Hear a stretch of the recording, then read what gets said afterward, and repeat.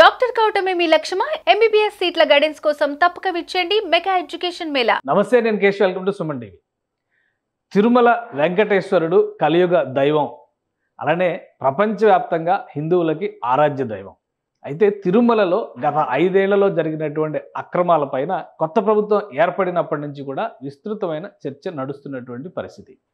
ఈ నేపథ్యంలో గత నెలలో ఒక ఎమ్మెల్సీ రాసిన లేఖ, దానిలో ప్రాథమికంగా జరిపినటువంటి విచారణ కొన్ని విస్తుపోయేటువంటి నిజాలని వెలుగులోకి తీసుకొచ్చాయి. ఫైనల్గా ఈ విచారణని కంక్లూడ్ చేసి విజిలెన్స్ అధికారులు ప్రభుత్వానికి సమర్పించబోతున్నారనేది సమాచారం. 1 కాదు 2 కాదు, తిరుమలకి సంబంధించిన 8 విభాగాల్లో 8 రకాల స్కాములు జరిగినట్టుగా సమాచారం ఉంది. అసలు ఎమ్మెల్సీ ఆ లేఖలో ఏం రాశారు, అలానే ఈ ప్రాథమిక అంశాలకు సంబంధించినటువంటి స్కాముల జాబితా ఏ విధంగా ఉంది, ఒకసారి పరిశీలించేటువంటి ప్రయత్నం చేద్దాం. తిరుమల అనగానే అందరికీ గుర్తొచ్చేది వెంకటేశ్వర స్వామి. అలాంటి వెంకటేశ్వర స్వామి సన్నిధిలో విస్తృతంగా అవకతవకలు జరిగాయనేటువంటి ఆరోపణ చేస్తూ భూమిరెడ్డి రామ్ గోపాల్ రెడ్డి ఎమ్మెల్సీ ఆయన ఒక లేఖ రాశారు గత నెలలో. ముఖ్యంగా పరకామణిలో, అంటే భక్తులు వేసినటువంటి కాసుల్ని లెక్కించేటువంటి పరకామణిలో కూడా అవకతవకలు జరిగినాయి. దాదాపు 100 కోట్ల రూపాయల మేరకు దుర్వినియోగం జరిగినట్టుగా ఒక సమాచారం ఉందనేటువంటిది. దాని సారాంశాన్ని కూడా ఆయన వివరిస్తూ ఈ లేఖ రాశారు. దీనిపైన సంబంధిత అధికారులు చర్యలు తీసుకునేటువంటి ప్రయత్నం చేయాలి. అలానే ఇందులో కీలకమైనటువంటి పాత్రధారిగా ఉన్నటువంటి సివి రవికుమార్ అనేటువంటి ఉద్యోగి, అతను మొదట 250 కోట్ల రూపాయల విలువైన ఆస్తుల్ని అతని నుంచి సీజ్ చేసినట్టుగా చెప్పారు. ఆ తర్వాత లోక్ అదాలత్లో తన తప్పుని అంగీకరించి ఆ మొత్తాన్ని కూడా మళ్ళీ టీటీడీకి ఇచ్చేసినటువంటి నేపథ్యంలో అతనిపైన కేసును కూడా ఉపసంహరించుకున్నారు. సో దీనిపైన పూర్తి స్థాయి విచారణ జరపాలనేది ఎమ్మెల్సీ రామ్ గోపాల్ రెడ్డి రాసినటువంటి లేఖ సారాంశం. దీనిపైన వచ్చినటువంటి ప్రాథమిక విచారణకు సంబంధించినటువంటి అంశాలు చాలా ఆసక్తికరంగా ఉన్నాయి. ఈ లేఖ తర్వాత ప్రభుత్వం 30 బృందాలతో కూడినటువంటి విజిలెన్స్ టీంని ఏర్పాటు చేసింది.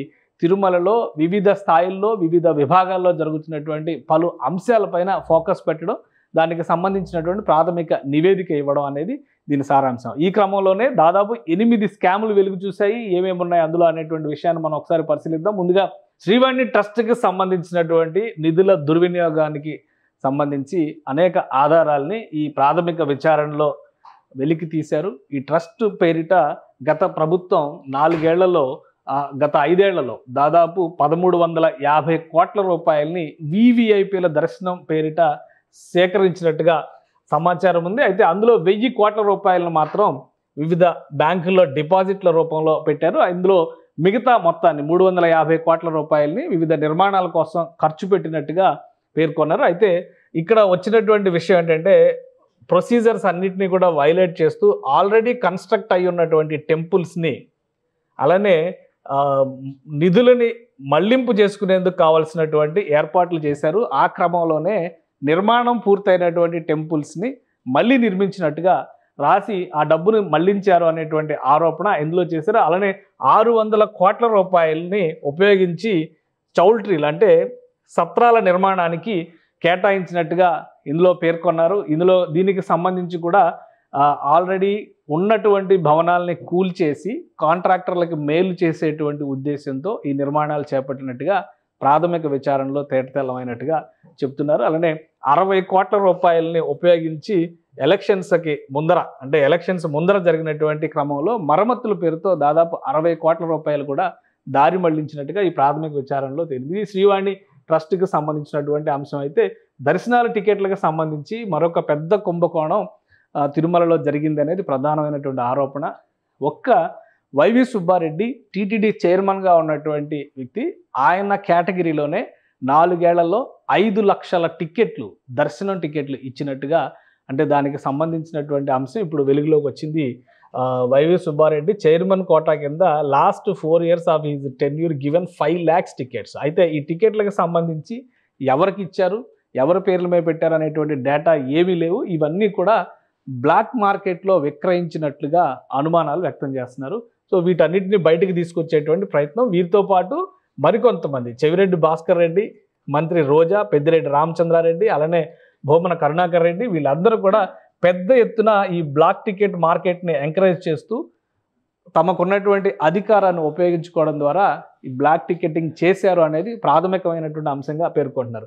మరొకటి ఇంజనీరింగ్ వర్క్స్కి సంబంధించి టెండర్స్ వైలేషన్స్ పైన కూడా విస్తృతమైనటువంటి కుంభకోణాలు జరిగినట్టుగా పేర్కొంటున్నారు. అందులో ప్రధానమైనది శారదాపీఠం చుట్టూ నడుస్తున్నటువంటి ఉచ్చు. ఎందుకంటే అక్కడ ఏం జరిగింది అనేటువంటి అంశాన్ని కూడా ఇక్కడ వెల్లడించారు. ఎందుకంటే తిరుమలలో ఉన్నటువంటి మఠాలకు సంబంధించి 2, 3, 5 కోట్ల రూపాయల చొప్పున నిర్మాణాలకు సంబంధించి నిధులు ఇచ్చేటువంటి విరాళాలు ఇచ్చేటువంటి అవకాశం ఉంటుంది. దీన్ని ఉపయోగించుకోవడం ద్వారా ప్రొసీజర్స్ని వైలేట్ చేసి అప్పటి ఈవో వ్యవహరించినటువంటి శైలి వలన పెద్ద ఎత్తున దుర్వినియోగం జరిగిందనేది ప్రధానమైనటువంటి ఆరోపణ. అదే క్రమంలో శారదాపీఠంకి సంబంధించి జరిగినటువంటి అవకతవకలను కూడా ఈ ప్రాథమిక విచారణలో నిర్ధారించారు. ఎందుకంటే 5,000 చదరపు గజాల స్థలానికి సంబంధించి పర్మిషన్ తీసుకొని 15,000 చదరపు గజాల్లో శారదాపీఠం నిర్మాణాలు చేసినట్టుగా ప్రాథమికంగా తేలింది.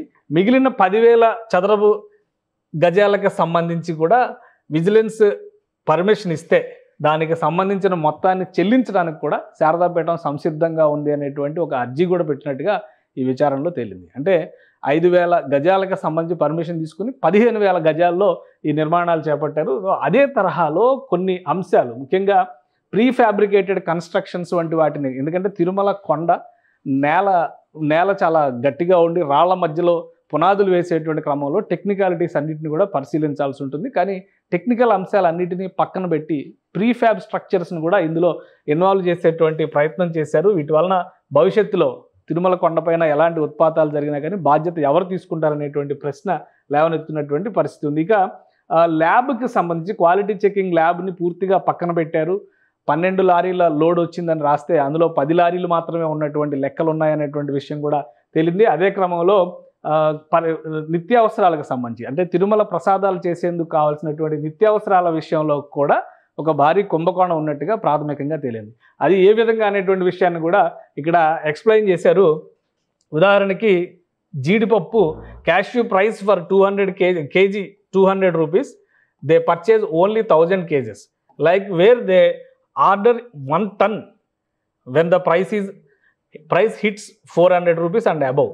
అంటే 400 రూపాయలు అంతకంటే పైన ఉన్నప్పుడేమో టన్ను జీడిపప్పులకి ఆర్డర్ చేశారు, 200 రూపాయలు మాత్రమే ఉన్నప్పుడు 1000 కిలోలు మాత్రమే కొన్నారు అనేది ఇక్కడ ప్రధానమైనటువంటి ఆరోపణ. అంటే తక్కువ ధరలో వచ్చేప్పుడు వాటిని కొనకుండా ధరలు పెరిగినప్పుడు కాంట్రాక్టర్లకి లేదా సప్లయర్కి లాభం చేకూర్చే విధంగా అక్కడి నుంచి నిధుల మళ్లింపు జరిగేందుకు ఆస్కారం ఉండే విధంగా నిత్యావసరాల కొనుగోలులో పెద్ద ఎత్తున దుర్వినియోగం జరిగిందనేది కూడా ప్రాథమికంగా నిర్ధారించారు. అలానే వీటితో పాటు ఈ మార్జినల్ కిక్ బ్యాక్స్, అంటే పెద్ద ఎత్తున ఇలాంటి కొనుగోళ్లకు సంబంధించి తీసుకున్నటువంటి నిర్ణయాల్లో ఈఓ ఆఫీస్ ఇన్స్ట్రక్షన్స్తోనే ప్రతిదీ జరిగింది అనేది మరొక ప్రధానమైనటువంటి ఆరోపణ.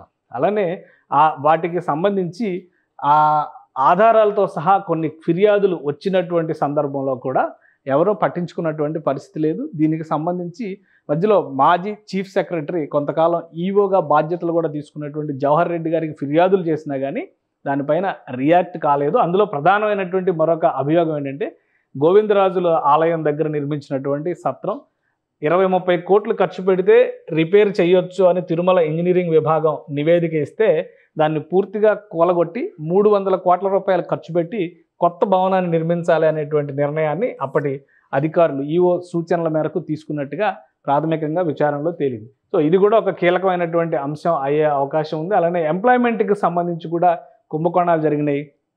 కాంట్రాక్ట్ ఉద్యోగుల నియామకాల్లో పెద్ద ఎత్తున అధికార దుర్వినియోగం జరిగింది. అప్పటి ఈఓ తనకు నచ్చిన విధంగా రూల్స్ అన్నిటిని కూడా ఫ్రేమ్ చేసుకుని మార్చారు. అందుకు ఒక ఉదాహరణ కూడా చెప్పారు.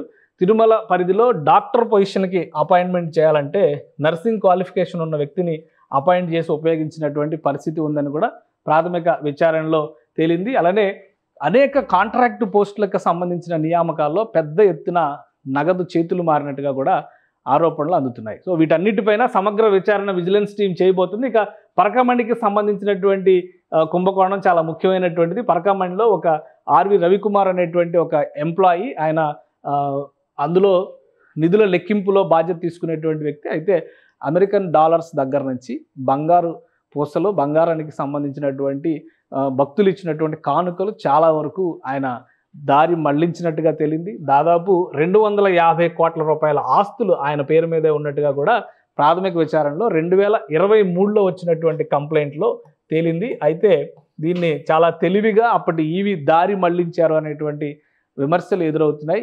లోక్ అదాలత్ ద్వారా తన తప్పుని అంగీకరిస్తున్నట్టుగా రవికుమార్ ఆస్తులన్నిటిని కూడా టీటీడీకి జమ చేస్తున్నట్టుగా ఒక అంగీకార పత్రాన్ని రాయించారు. అయితే అవి కూడా పూర్తిగా టీటీడీకి చేరలేదు అనేటువంటి విమర్శ ఉంది. ఈ నేపథ్యంలో అతనికి క్లీన్ చిట్ ఇచ్చి, ఎందుకంటే పోయిన సొత్తు రికవరీ చేశారు కాబట్టి కేసు కొట్టేశారు. ఇది ఒక కొత్త సూత్రం అనమాట. దొంగతనాలు చేసిన వాళ్ళు ఎవరైనా కానీ మేము దొంగతనం చేసామనేటువంటి మాట చెప్పి ఆ సొత్తును అప్పగించేస్తే కేసు కొట్టేయచ్చు అనేటువంటి ఒక కొత్త రీతిని అక్కడ ఉన్నటువంటి ఈవో, అప్పుడు ఉన్నటువంటి ఈవో ఇతర అధికారుల సమన్వయంతోనే ఈ వ్యవహారం అంతా నిర్వహించారు. అలానే అతను ఇచ్చినటువంటి రిటర్న్ చేసినటువంటి మొత్తాల్లో కూడా వాటాలు తీసుకున్నారనేటువంటి ఆరోపణలు వినిపిస్తున్నాయి. దీనికి సంబంధించి స్థానిక పోలీసులు కూడా భాగస్వాములే అనేటువంటి దానికి సంబంధించిన ఆధారాలను కూడా విజిలెన్స్ శాఖ సేకరించబోతుంది. సో మొత్తంగా ఈ 8 రకాల విభాగాలకు సంబంధించినటువంటి ఆరోపణలు టీటీడీకి సంబంధించినటువంటి అంశాల్లో వెలుగు చూస్తున్నాయి. సో వీళ్ళపైన చర్యలు తీసుకోవాలని గతంలో జవహర్ రెడ్డి ఆధ్వర్యంలో ఉన్నటువంటి టీంకి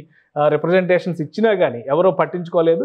ఇప్పుడు విజిలెన్స్ ఎంక్వైరీని పూర్తి స్థాయిలో నిర్వహించడం ద్వారా విజిలెన్స్ అధికారులు అలానే ప్రభుత్వం సిబిసిఐడి ద్వారా కూడా కొన్ని అంశాల విషయంలో పెద్ద ఎత్తున నిధుల దుర్వినియోగం జరిగినటువంటి అంశాలు ఉన్నాయి. కాబట్టి పూర్తి స్థాయి ఎంక్వైరీ చేసిన తర్వాత శ్రీవారి ఆస్తులను కాపాడేందుకు కావాల్సినటువంటి చర్యలు తీసుకోవాలనేటువంటి విజ్ఞప్తిని భక్తులు చేస్తున్నారు. ఎమ్మెల్సీ ఇచ్చిన ఫిర్యాదు మేరకు మొత్తం తేనె తుట్టే కదులుతున్నటువంటి పరిస్థితి, తిరుమల కేంద్రంగా జరిగినటువంటి అరాచకాలని వెలుగులోకి తీసుకొస్తున్నటువంటి వాతావరణం ఉంది. దీనిపైన కొత్త ప్రభుత్వం ఏ విధంగా వ్యవహరించబోతుంది, సంబంధిత వ్యక్తులపై ఎలాంటి చర్యలు తీసుకోబోతుంది అనేది ఆసక్తికరమైనటువంటి అంశంగా కనిపిస్తోంది. సుమన్ టీవీలో మీ పర్సనల్ అండ్ బిజినెస్ ప్రమోషన్స్ కోసం కింది నెంబర్కి కాంటాక్ట్ చేయండి.